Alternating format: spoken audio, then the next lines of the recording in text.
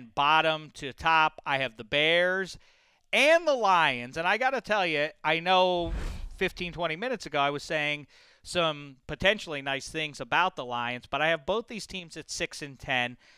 Again, under the premise, first of all, if you look at their schedule, the Lions do not have an easy go of things in terms of the way things lay out for them over the 17 weeks, but also the balance, the yin and yang of NFL divisions. Everybody can't have a winning record, and I think the top end of this division is very, very strong, and so that means that the weak sisters of the division are probably going to be looking at, before things even begin, at 3 or 4 losses right there at the hands of the Vikings and the Packers. So I have both those teams coming in at 6 and 10. I do believe in the powers of John Fox to turn things around. I like the additions on defense. I think they get better there, but I think they fall back a little bit without Forte. There are some interesting pieces again in Howard coming in from Indiana. Maybe if Langford doesn't work out there, and I love the 2 wide receivers potentially, but without Gase, I think that's going to be a problem for them. Lions at 6 and 10 again, and this is more owed to the fact that what I really love is styles make the matchups, as they say, and the example that people always use in sports rightly is Ali v. Frazier. These two were 180 degrees opposite from one another, and that's what made it such a juicy matchup.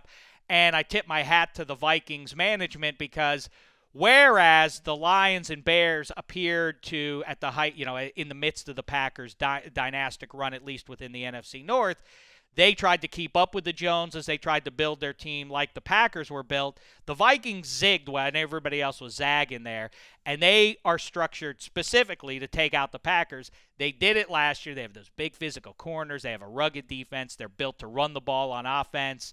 And I think that they come up just short in 2016. The Packers return to the top of the mountain. They go 12-4, and they eke out sneak past the 11-5 Vikings.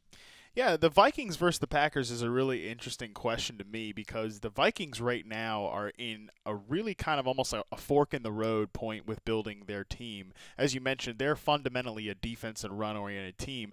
But right now, they have kind of like an oil and water situation with the quarterback and the running back. If you just look at the statistics between Teddy Bridgewater throwing from the shotgun, much better, an over 60% completion rate, much more efficient passer in the shotgun.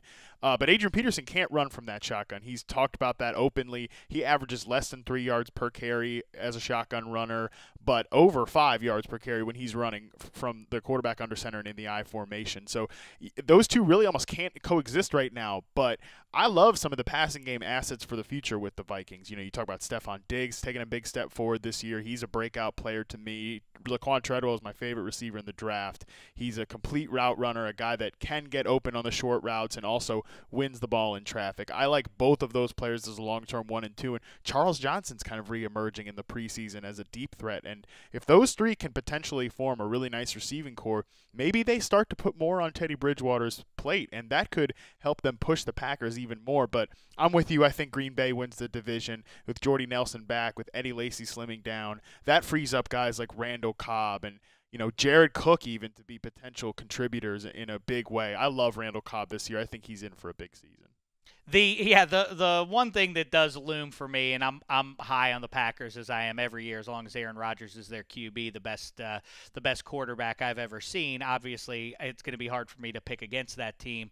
The one thing, though, the Jared Cook thing. I mean, everybody's very excited about this guy, a guy who is healthy for about 5 games a year. I'm a little bit worried about that being said. Yeah, I think they return to form. I think they lean on Lacy quite a bit, especially as the year goes along. That's a fantasy tip. I bet you, because if you look at how they've used Lacy, I bet you a month in you're going to be like, oh, no, I went too high on Eddie Lacy. As the year goes along, the more they'll lean on him. Even when he was big time in 2014, before the just disaster that 2015 was, there were plenty of people wringing their hands about, oh, it's, the warm weather games. Why are they not using Lacy as much? Or he's not that great.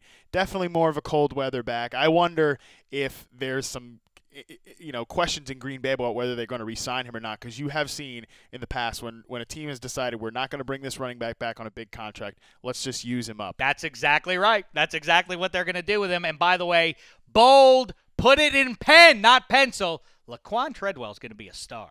Oh, I completely agree. Maybe not in the first month of his career, Yeah. but he's gonna end up being a very good NFL wide Completely receiver. agree with You'll you. wait and see.